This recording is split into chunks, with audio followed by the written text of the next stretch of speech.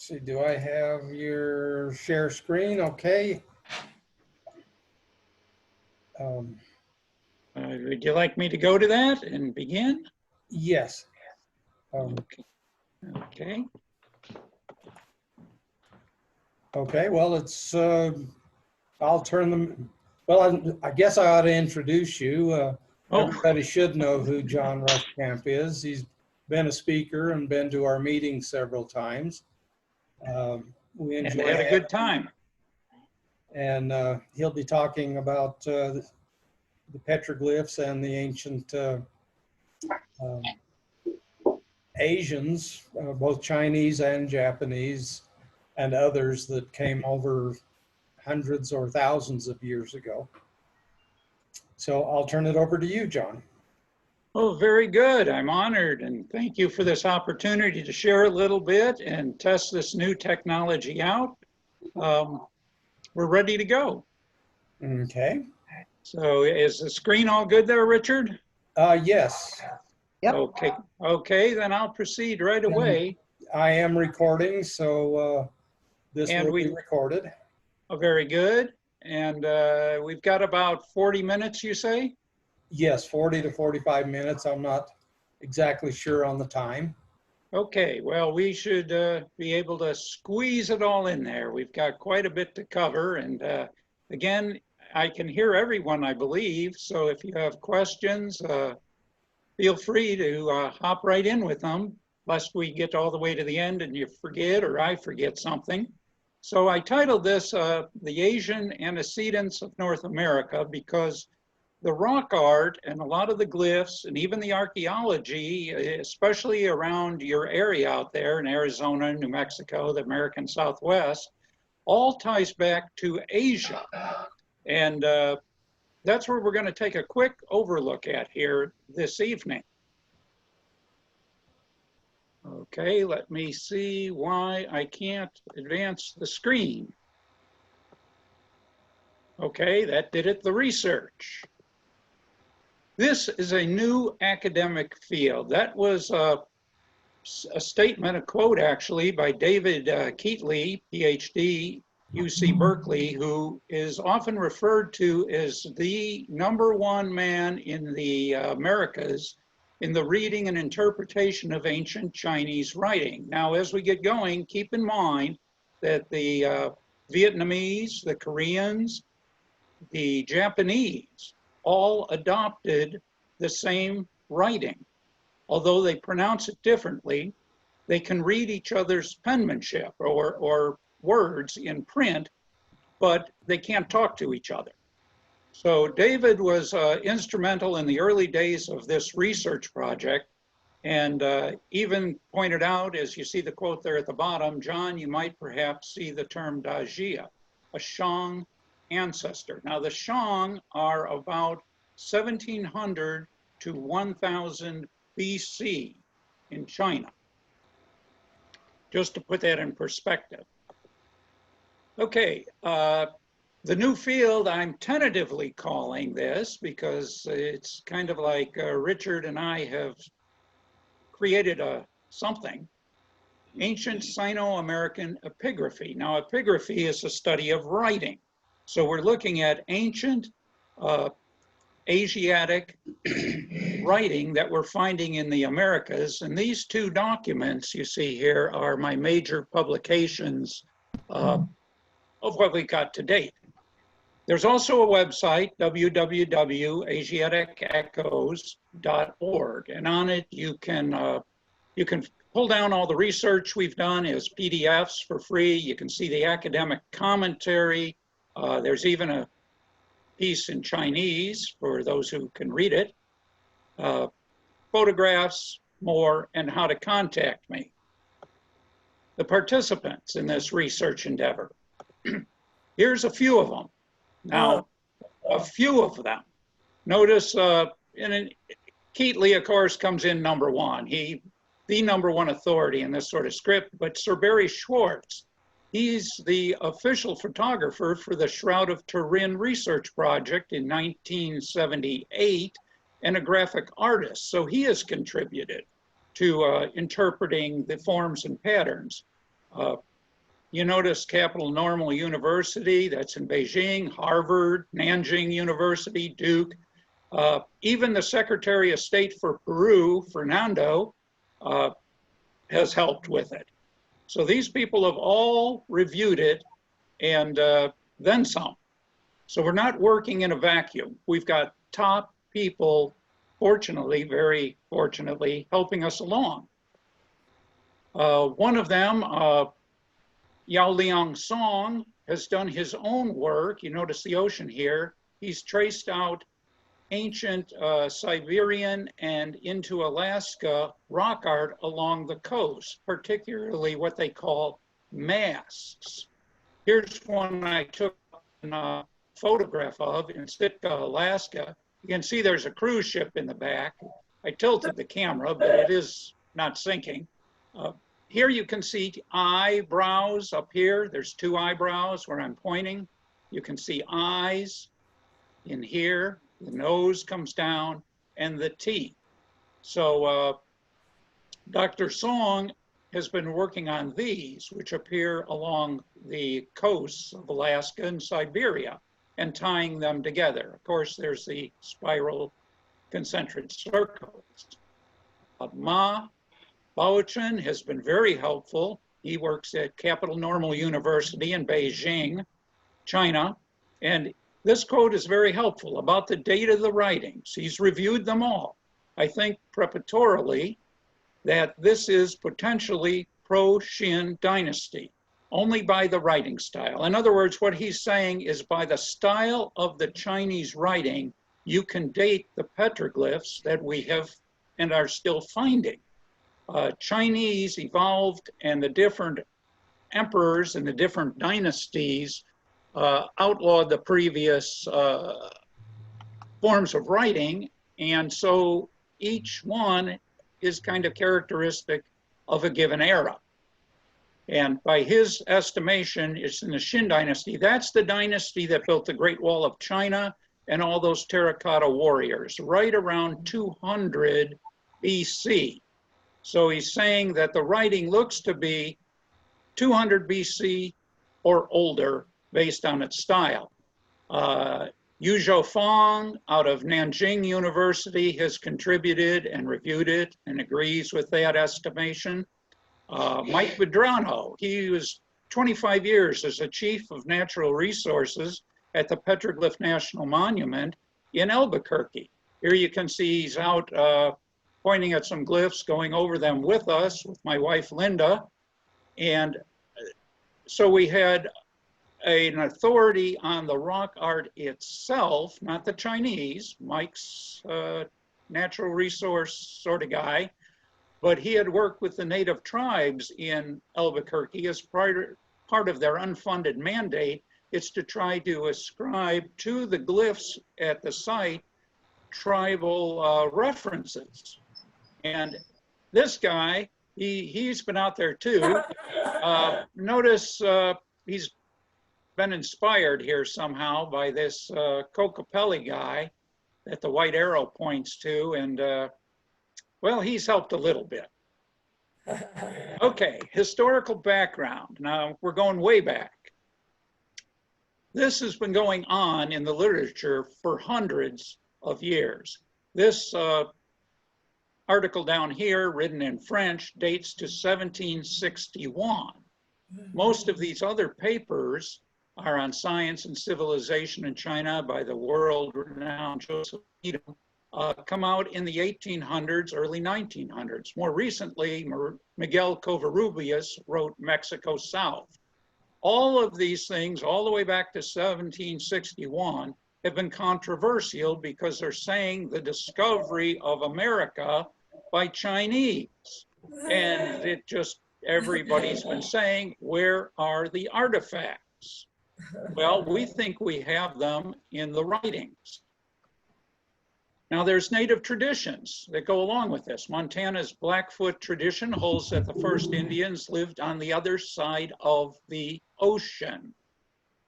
They came over the ice to the far north. The Hopi say their ancestors had to travel through 3 worlds to get to this 4th world we're living in, crossing the ocean eastward, and Spider Woman told them to make boats out of reeds and using island stepping stones along the way, sail east till they got here. So here native traditions support the idea we're coming up with. Hopi clan migration is question? Okay.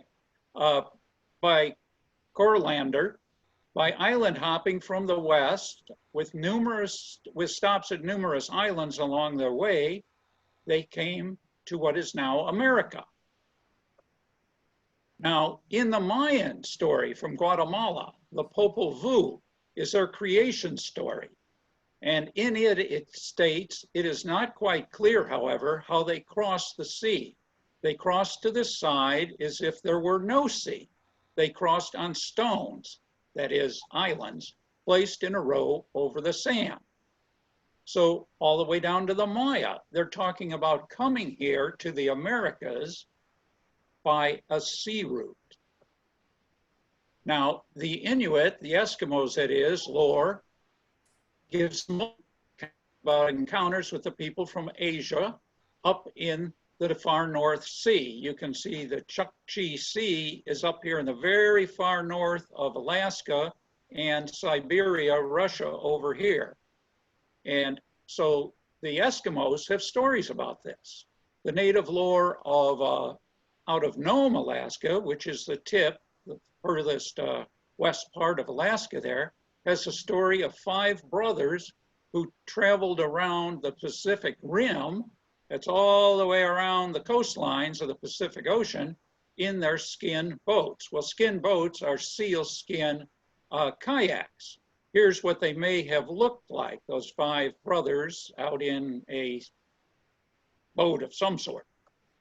Well, what's interesting about that is the journey of Hwui Shan is recorded in the Chinese document, the Kuen 327.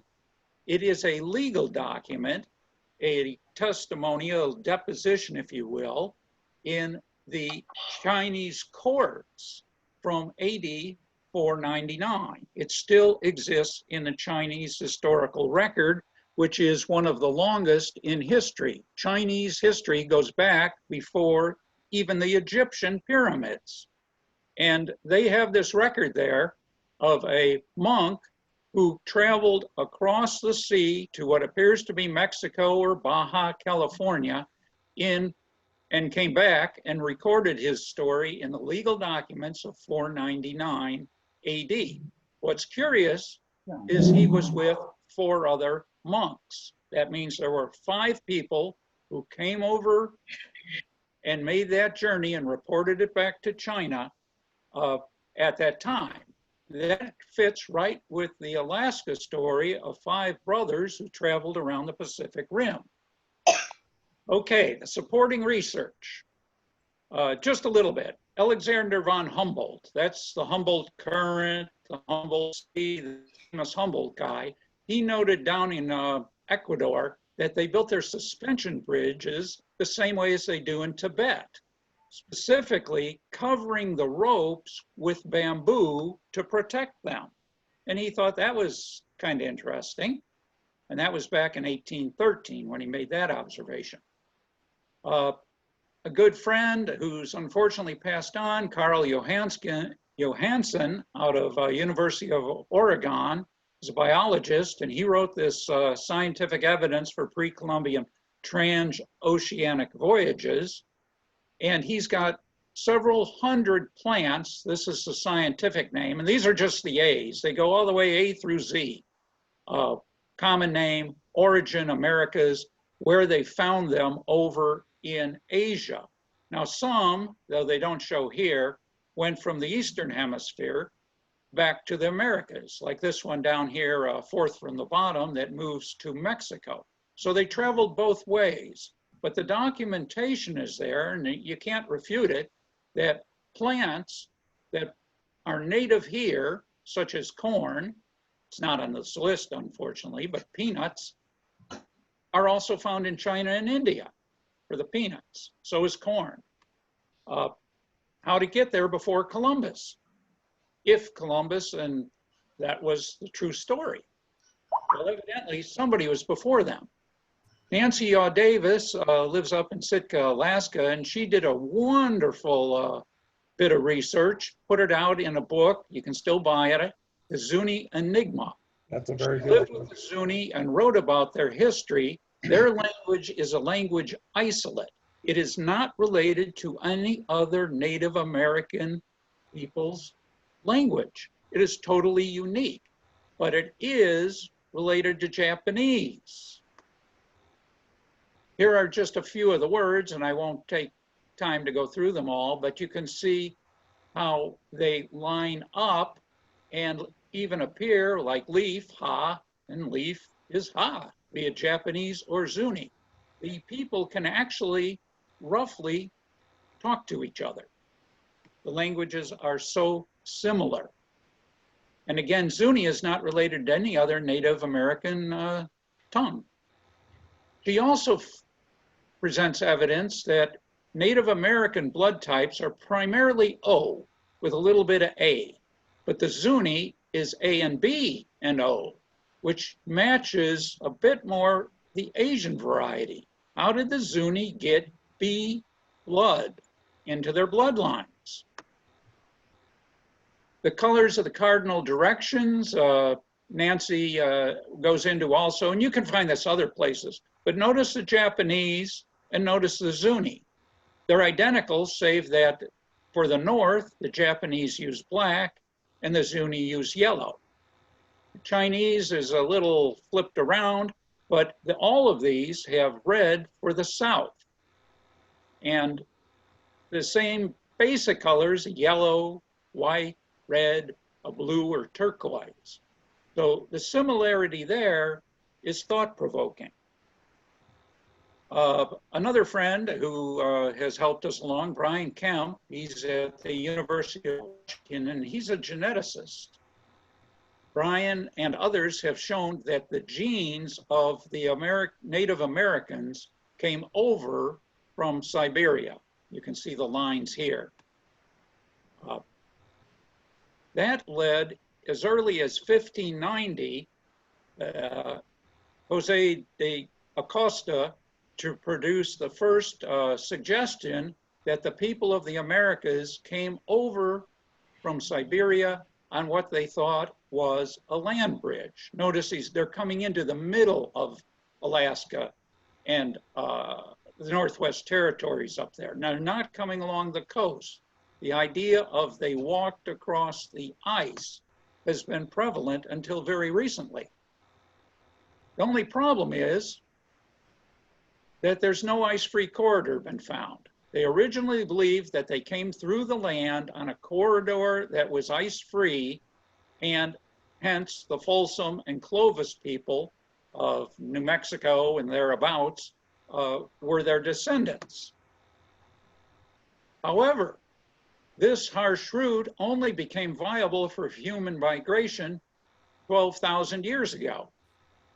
Before that, it was frozen over. Yet they have found that human groups were in the Americas at least as early as 16,000 years ago. So if this was all frozen over, that land route, how do these people get here 16,000 years ago? Well, even the Field Museum of Natural History in Chicago, that did a lot of the work out in your part of the country, has gone to a sea route, that they came over not by land, but along the coast. And now to bring you up to today, notice this is today, July 22nd.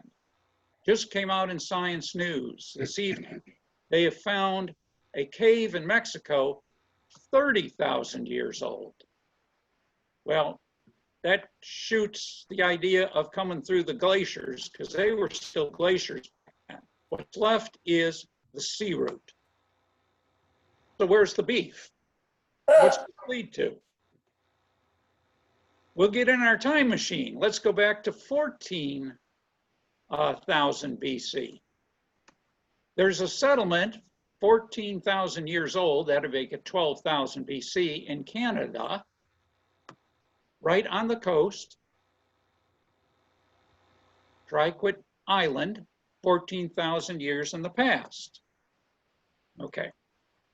And that's right up here, north of Seattle, north of Vancouver, right off the coast of British Columbia. They have found a settlement there. They've dated it multiple ways to about 12,000 BC. Also, more recently, last year, they came out with Cooper's Ferry, Idaho, a settlement 16,000 years before present, located way inland in Idaho. Notice there's the ice sheet up here. You're not coming across this. The only way to get to Cooper's Ferry at that point in history is to come down the coast by boat and up the Columbia River in your kayaks to Cooper's Ferry. Notice what they found at Cooper's Ferry. Projectile points from the site resemble those of Japan. Japanese points, arrowheads, that's the site right here on the bend in the river, from 16,000 years ago. Here's some of them. Here's what they look like, the pieces, and these are matching drawings of known Japanese points. These up here are from the site in Idaho. These drawings are matching Japanese points. This real spear-like one, or knife blade, they got parts of it, but it matches, this matches here. Japanese evidently were here 16,000 years ago, before the ice melted. Now let's come up to 500 BC. This is where our research comes in. Remember David Keatley, the foremost authority in ancient Chinese writing. Hi, honey. The reading of the large boulder, very good. You might perhaps see the term Dajia, a Shang ancestor. I didn't see that. David saw that and pointed it out. And again, Ma Baochin, there of Capital Normal, the date of these writings is before 200 BC. That being said, what the Pictogram-glyphs, that's like these Chinese style writings that Richard and I have been finding, tell us is that evidently they came by sea. They likely came in just north of Los Angeles on the Santa Clara River. We picked them up at Barstow, California in a great number of writings here, some readable as text, and up to just south of Las Vegas at Grapevine Canyon, there at Bullhead City and Laughlin, and then across to just north up by Holbrook, and there around Snowflake and down around Springerville and on over to Albuquerque. This is the route. You can see there isn't much else. There's a few, and these other scattered ones, I believe, are copies made by the Native Americans who appropriated these ancient scripts for their own purposes. This is the route then that we believe at least some literate Chinese people took. Okay, very quickly, the big boulder that's readable in Albuquerque. You can see for yourself matching up these images. This one here is difficult. That is a man on his knees holding up a seal to the emperor here. Notice this guy, the emperor, he's got pantaloons. He's really a well-dressed stick man. He's a special guy, dog, and this is a tripart figure of an official sacrifice. It's got a little doggy. When you get up there, it's got eyes, ears. This is the head of a tiger. The lines up mean the hair, and this is sitting on a cauldron, a sacrificial vessel. So this over here, I put a drawing in to help you understand what this little snake-like glyph is. You would think it's a snake, and everybody did, until we figured out, oh, that's an ancient Chinese word. And these, by the way, Chinese reads from right to left, opposite of us, have the correct syntax for the message. It's basically telling the story. This is a date of a man bowing down to the emperor, making a sacrifice of a dog. This is a dog.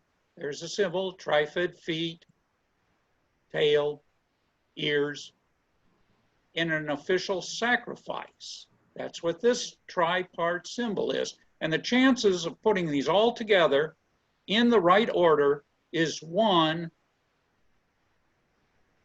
sextillion. That's 17 decimal point, 17 zeros, and a 1. It's about equal to 1 out of all the sand on all the seashores in the world, that you do that by chance. That's truly established Chinese writing with the right syntax. This, by the way, F is what David Keatley pointed out to me. That's the third Shang emperor's name, Da Jia. I didn't know that. What's interesting here, and I'll move along a little quicker, there's a horse up here. What's a horse doing with these ancient Chinese writings that date to at least 500 BC? That's the form of the script, maybe even 1000 BC. Why is there a horse? It wasn't supposed to be here till the Spanish. But there, with a tail flying, a rider, the mouth open, the ears up, and here is a Han Dynasty, that's 200 BC, horse statue. The terracotta warrior sitting on his horse. It's almost identical. Hey. No, Out in Coyote Creek, east of Springerville, we found these Chinese writings. I'll move quickly. This dash is how they make a 1 in Chinese. Not vertical like we do, but horizontal. This is not a 2. It is the Chinese symbol yi, meaning second. So this is numbered 1 and second, not 1 and 2. That is significant because whoever was writing this knew to do it that way. And if you or I were making it, we'd probably say 1, 2. But no, they said 1 second. So you begin down here and it tells you sequestered together. This is together. This is like locked fingers. You take your fingers and lock them together. And you'll see this very commonly out there in the Western rock art. Sequestered together, 10 years. Again, that same way together. Then you move to number 2. This is a mouth. This is teeth. You can see it over here. These are teeth. So they're speaking about the city of song. A square means mouth or song, and it's got a wall around it. Hey. So the city of song. Yeah, it says we're running out of time. I Okay, think we've still got 10 minutes, but okay, I'll zip. keep going. We'll let it run itself out. Returning from or to the city of the sun. This is the sun in the middle. So these are readable and datable. Over 100 unique ancient Chinese script figures to date, 3 written messages we have found, all confirmed by those experts you saw earlier. Richard put together a nice sheet of these, which he can hand out if he hasn't already. Tremendous graphics. You can just blink at them and you can see the Chinese writing in the black and the petroglyphs we've found that match alongside. 97 here, we're now actually up to over 100. One interesting thing is up in Britton, South Dakota. On the Marshall County Museum, they've got a rock there they call the Prayer Rock. Now this is a mural on the side of the museum. It's got an Indian praying at this rock with his hands, his palms up. In the middle is the sun. He's worshiping the sun. This is the actual rock. There you can see how they interpret it. That hand, palm up on the right hand. Over here, a little harder to see, is you can see the fingers more than anything, is the left hand, palm up. Here's the sun with the rays coming out. But over here is what we're interested in. It's a figure of Tian. It's got a circle with 2 horizontal lines and a pair of legs, if you look at it that way. And that is the ancient 3,000-year-old symbol, meaning a spirit heaven, or God. So the Indian is praying to the sun god. Exactly what the Native Americans say is going on, but no one ever caught that this is a Chinese word.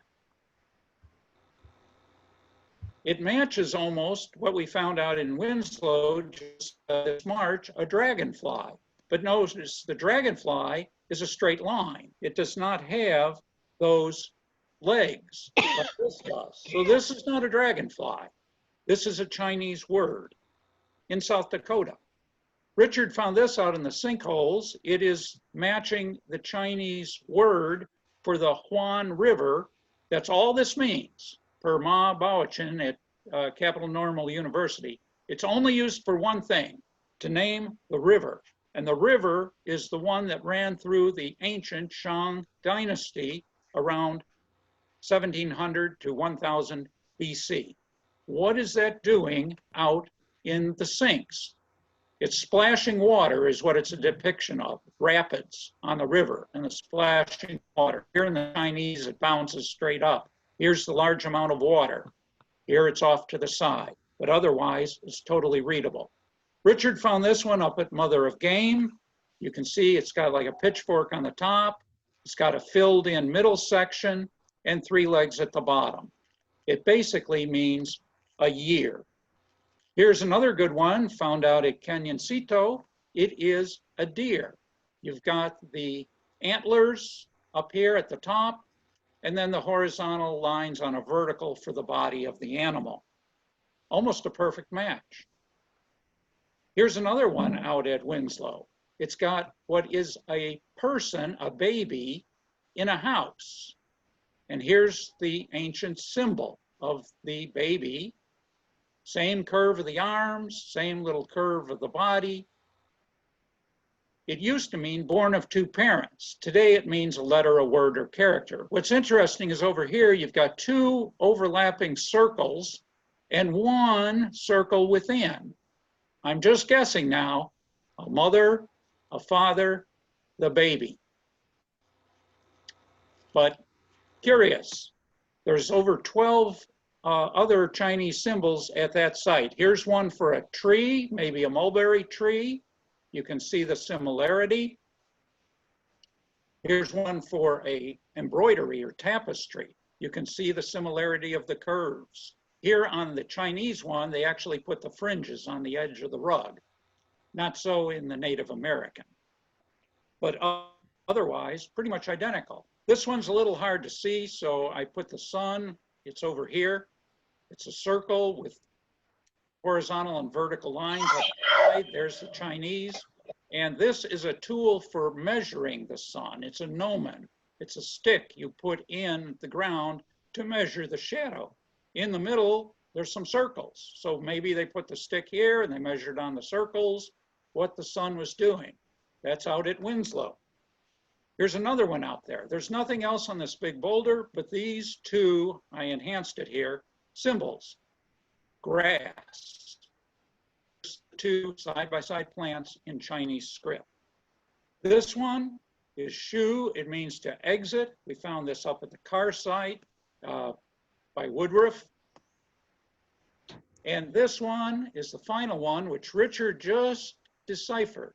Remember Ko, the mouth? We saw the city of Song, that square. Here it is atop the shu. Well, interesting enough, this is the Chinese for that symbol. It's not a man with squiggly arms and legs. It's a mouth above the exit word. And this is a modern depiction of it on a modern highway in China today. The arrow points the direction, just ignore that. So these previously overlooked and miscategorized ancient Asiatic symbols rewrite what has conventionally been taught in history and archaeology, and shows that we need to rethink the early settlement of America. Questions? We're done. Well, John, I think you did a fantastic job. I really enjoyed it. And Thank you, as you John. know, we've got a lot more to go out and look for. We sure do. We got our work ahead of us, Richard, and anyone yes. else.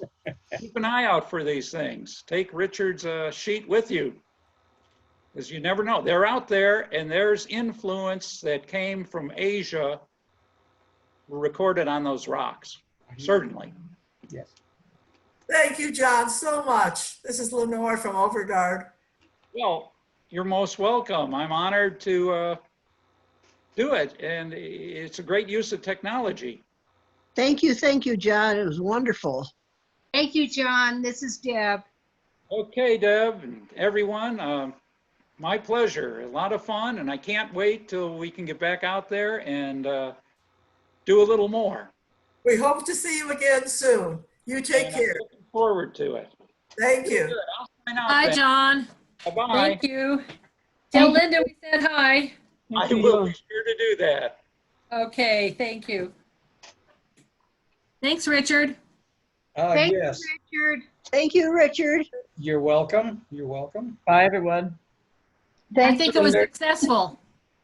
Yes, I think it You was very a much, very good Richard. one, and Well we're gonna have done. to continue with these. Who Yeah, is Faye? let's do it. Who is Faye? We have somebody new on there. Don't know. Does anybody know Faye? I don't. My computer name. What? I said What's your that's computer? my computer name. Oh, is this Catherine? No, this is Susan Pettyjohn. Oh. Oh, How Susan, about- okay. At a meeting, but here I am. Wonderful. I'm glad you Hey, could make it.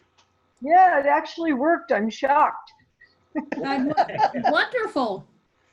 Did you get Yeah. to see the whole thing? I Yes, it admitted was very- somebody in the middle. Yeah, it was good. Thank you. Glad you could come, Susan. Yeah, it was fun. Maybe I can do it more often now. Yeah. Yeah. Well, Susan, I did have to ask you, there was that rock art petroglyphs that I was showing earlier that is somewhere between Holbrook and Winslow. I believe it's south of the freeway. Did you see me putting that up on screen? A little bit, yeah. Well, let me go ahead and share the screen again Thank you. and see if you know where this site is. Does this look familiar to you? Especially this right here we found was embroidered.